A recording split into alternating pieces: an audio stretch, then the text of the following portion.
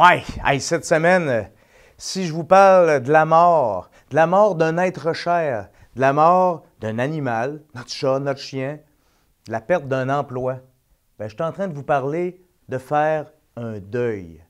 Et puis, notre prochaine invitée, ma légende de cette semaine, elle a décidé que le deuil, il fallait en parler, que c'est important, que ça fait partie de notre vie et que si on en parle puis qu'on se donne des petits trucs, bien, c'est possible de passer au travers, d'être résilient et de pouvoir vivre une vie encore meilleure.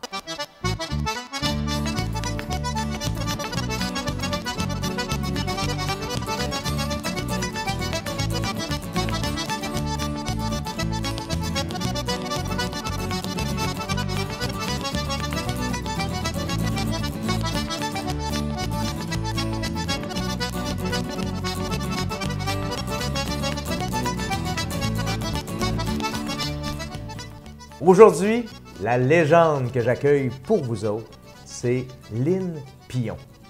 Lynn, qui est une légende en soi parce qu'un jour, elle a décidé de la vivre, sa légende, d'être en cohérence avec elle-même et d'aller vers un sujet qui, ma foi, est tabou. Je dirais au Québec, mais je pense que mondialement, ce qu'on va parler aujourd'hui, ça ne se parle pas beaucoup et pourtant, ça se vit à 100%. Pour toute personne vivante sur Terre, il y aura un jour la mort. Hein? Bonjour Lynn. Salut Martin. Hey, drôle d'introduction.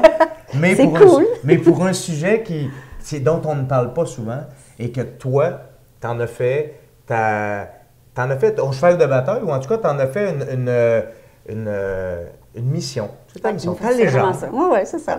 N'ayons pas peur des mots. N'ayons pas peur des mots. Lynn, pour commencer, parle-nous donc de qui tu es. Qui est Lynn Pillon aujourd'hui? Qu'est-ce que tu fais? Tu as un livre, tout ça. Parle-nous là, aujourd'hui, quelqu'un qui ne te connaît pas, décris-toi un peu. Oh my God! Qui suis-je? Je suis quelqu'un de très, très simple. Oui, OK. On va partir par là. Okay? La base. Oui. Puis, très authentique et dans le fond, je vis ma mission. C'est vraiment ça que je suis. Je suis ma mission. J'ai vécu beaucoup de drames et toutes sortes d'affaires, d'épreuves, beaucoup de deuil. Et ça fait de moi la personne que je suis aujourd'hui. Quand tu dis des deuils, je veux juste, Lynn, que tu nous...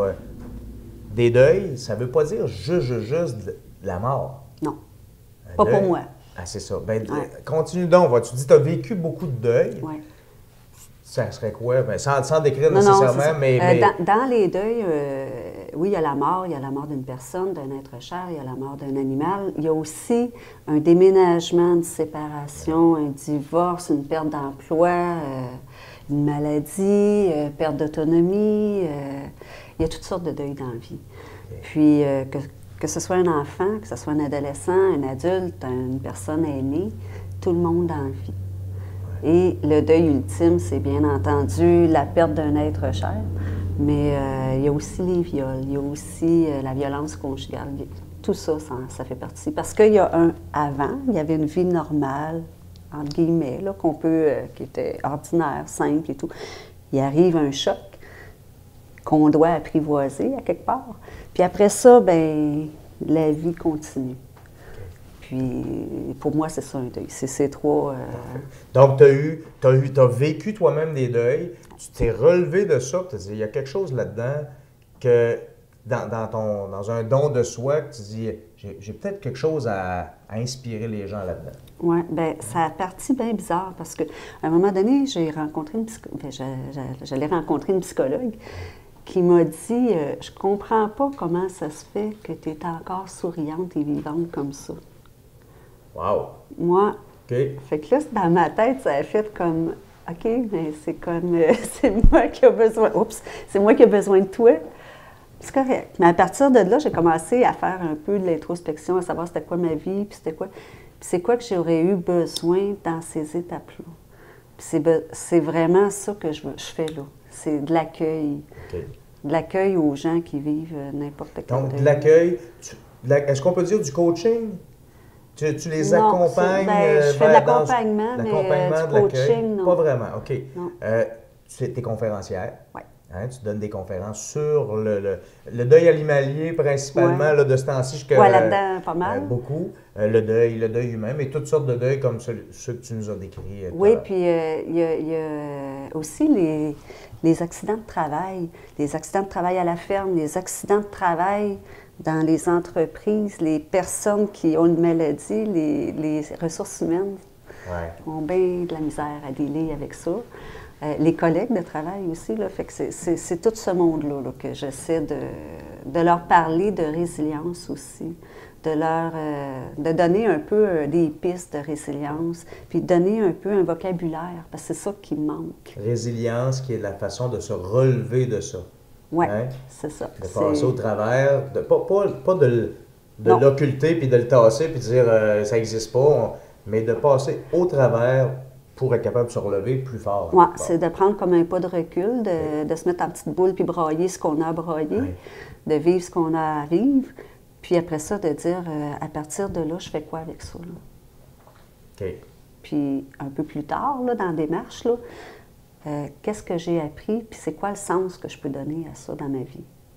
Mais pas tout de suite. Là, ouais, quand on est dedans, on pense pas que ça va nous faire grandir. Puis les gens trop. nous le disent, puis... on n'a tellement pas le goût de l'entendre. C'est ça.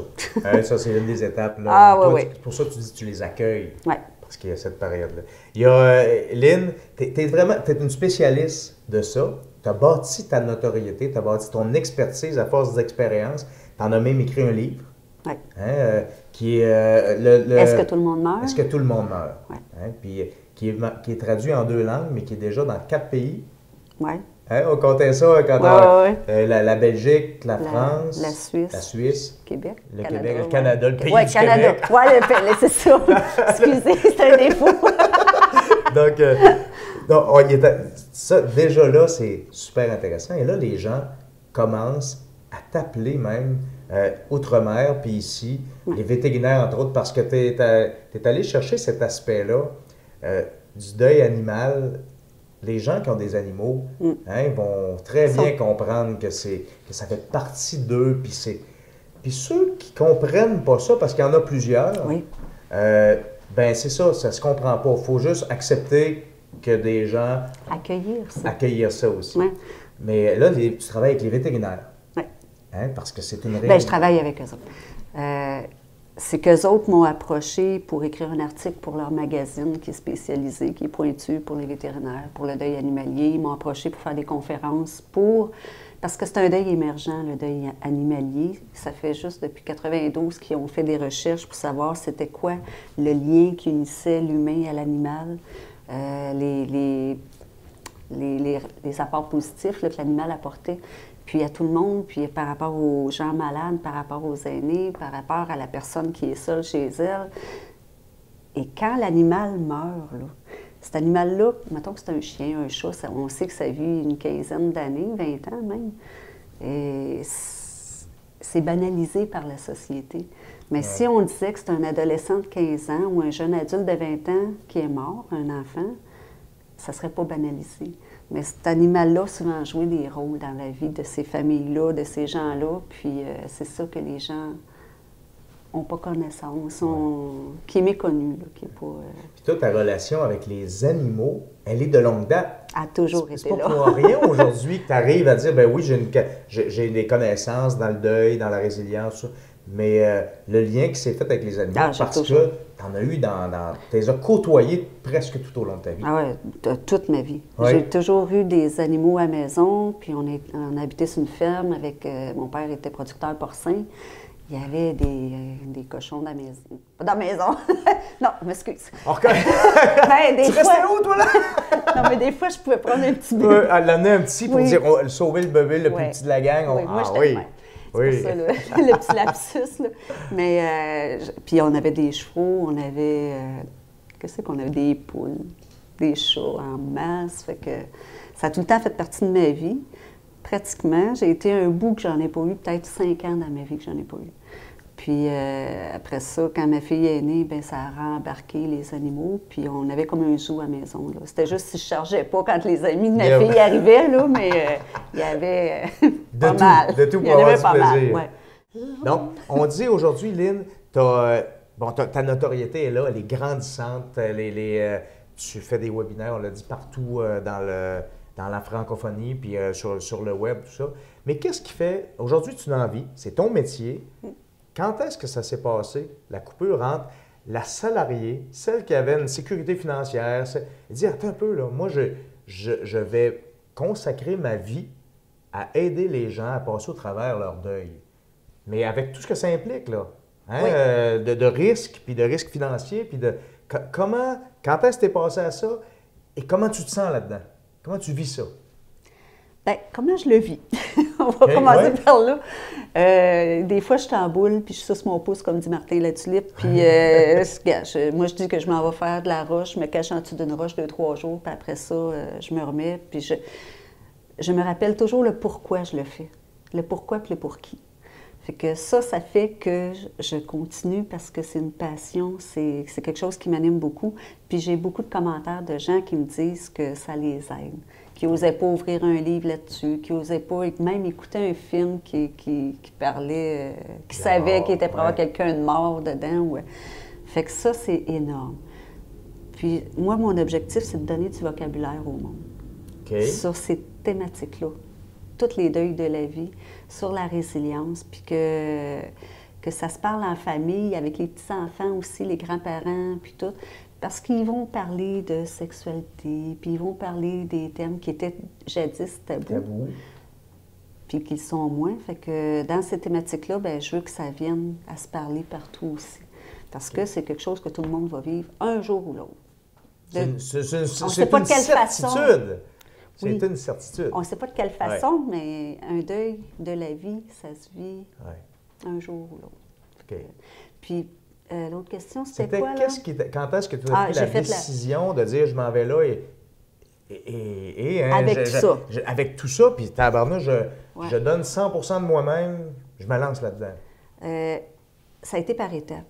Quand j'avais mon livre, je l'avais écrit en 92, puis j'ai décidé de le publier à compte d'auteur en 2011. Fait que ça a été une étape. J'étais famille d'accueil à ce moment-là. J'ai arrêté d'être famille d'accueil pour X raisons. Puis à partir de là, là, il n'y avait plus de rentrée d'argent, il n'y avait plus rien. Puis là, je me disais, c'est quoi que je veux faire de ma vie?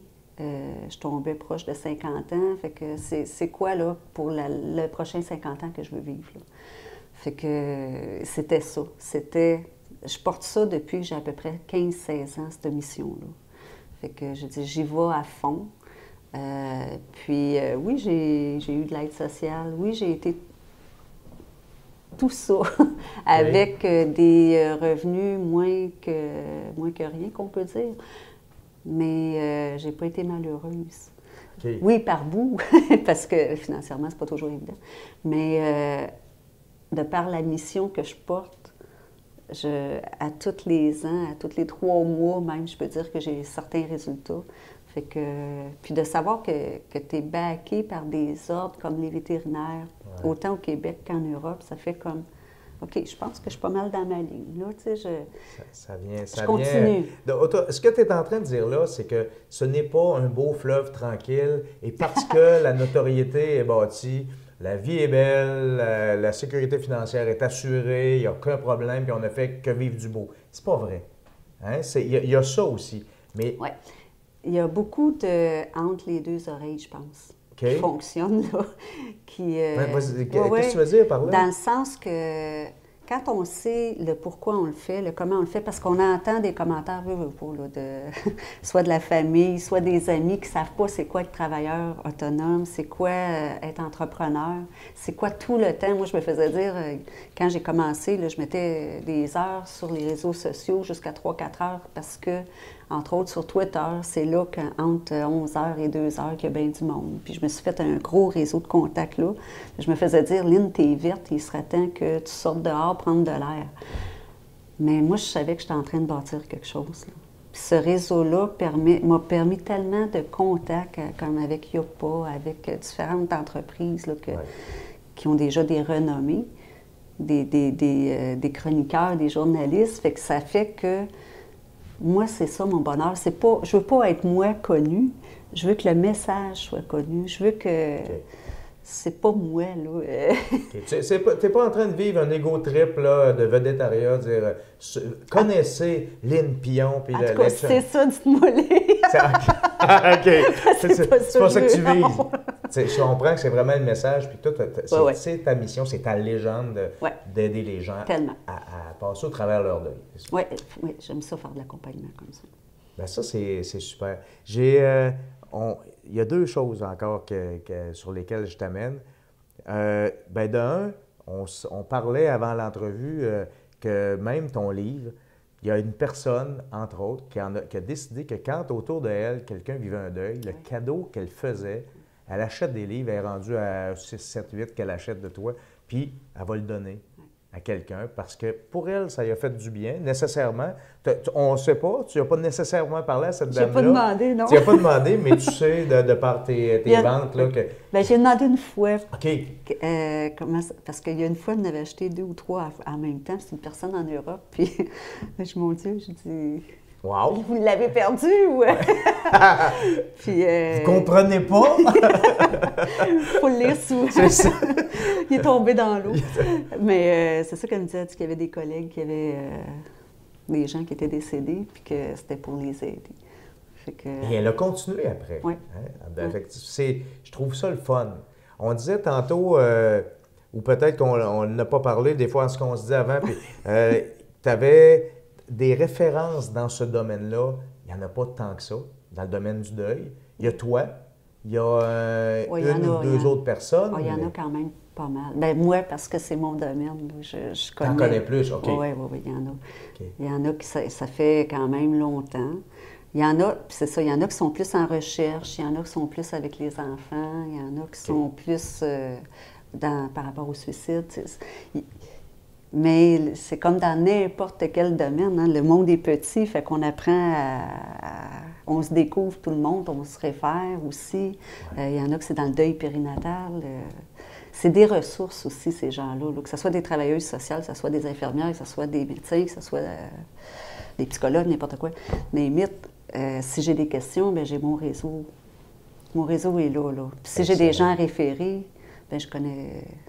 Ça a l'air prétentieux, mais je connais du monde partout. Un bon gros réseau, je comprends. Ouais. Tantôt, tu disais que tu avais investi, dans tous les réseaux sociaux. Ça, comme un entrepreneur doit le faire. Ouais. Tu pars une entreprise, tu as des heures innombrables à mettre, c'est vrai. C'est vrai dans toutes sortes d'entreprises, c'est vrai dans celle que tu t'es bâtie aussi. Ouais. Parce que, en quelque part, pour que ton message continue de passer, il faut que tu en vives, faut que ce soit le fun, il faut que cette entreprise-là soit pérenne. Ça, c'est une chose. Mais tu disais tantôt, il disait « sors dehors un peu, tu commences à être verte à la boutade », mais je sais que la nature, pour toi, c'est une force. C'est nécessaire, c'est un besoin. Qu'est-ce que tu retrouves quand tu vas là? Ah, la paix. La paix dans le pot. Simple de même. Juste, moi j'habite la campagne, hein, puis juste aller marcher dans le champ. Okay. Moi j'ai besoin de voir loin. J'ai besoin de voir, pas grand, mais loin.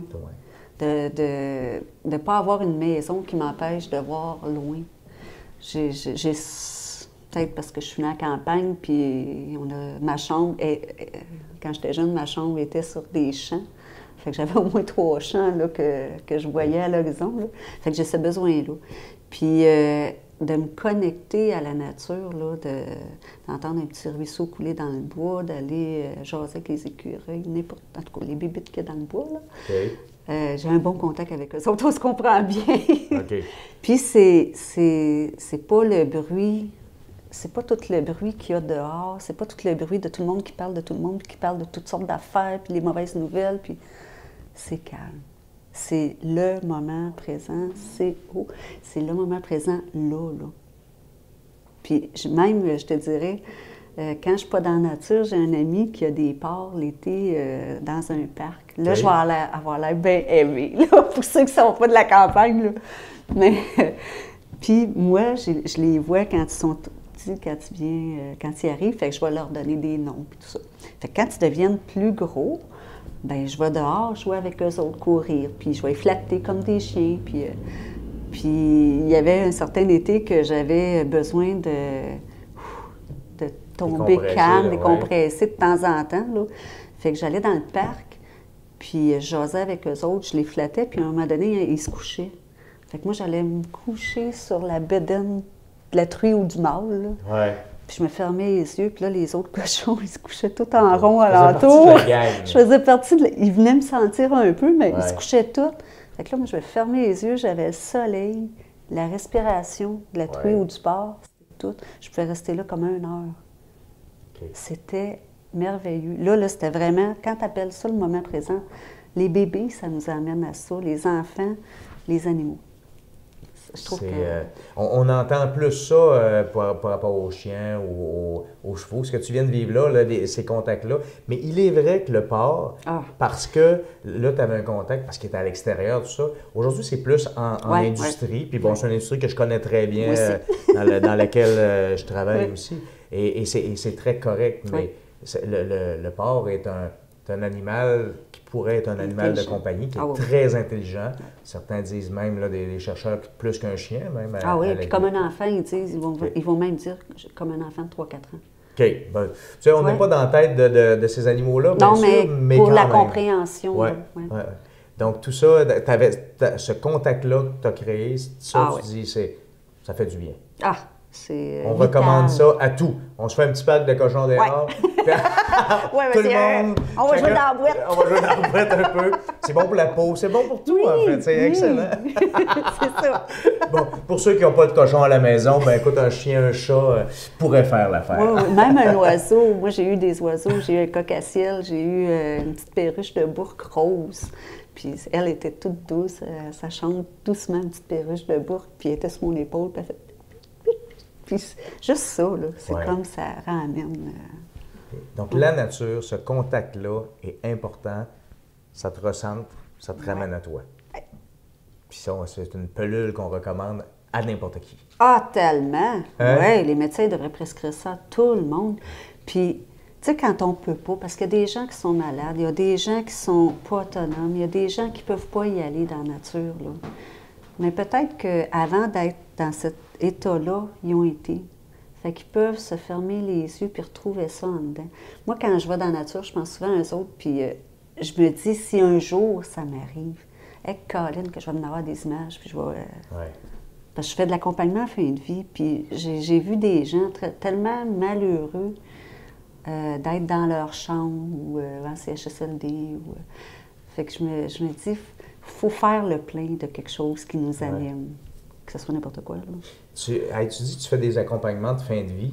C'est pas rien, ça. Hein? C'est un moment qui est intense, qui est privilégié, mais qui est aussi particulier parce qu'on sait que peu importe nos croyances, qu'il y a quelque chose de l'autre bord ou pas, c'est quand même une transition. Il y a quelque chose là qui se passe qui est... C'est comme la naissance, c'est la même affaire. Ben, c'est ça. On ne sait pas ce qui va se passer l'autre bord, mais il y a... Le bébé, c'est pareil. Il ne sait pas dans quoi il s'embarque. Il sort du ventre. Tu as raison, c'est une belle comparaison.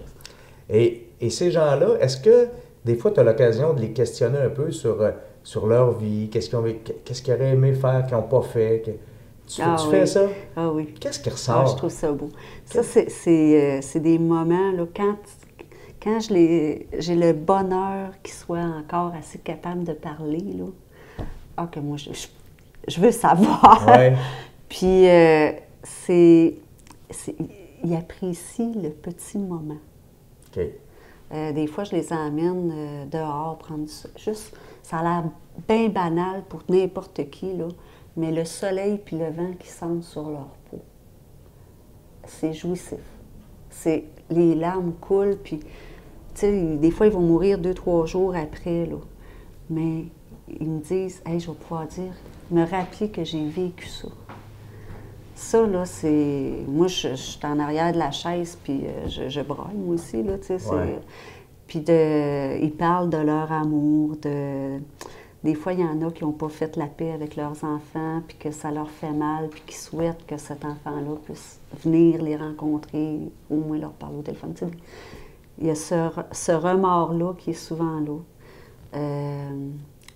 Quand il y a eu des conjoints, l'amour, si la personne est décédée, d'aller la retrouver, c'est comme le bonheur total. Là, Il y en a des fois qui sont inquiets parce qu'ils disent « Comment je vais savoir que c'est là que je meurs? » comment qu'on meurt? C'est quoi? C'est a un pas peu de comme pas le de mode bébé, d'emploi. là.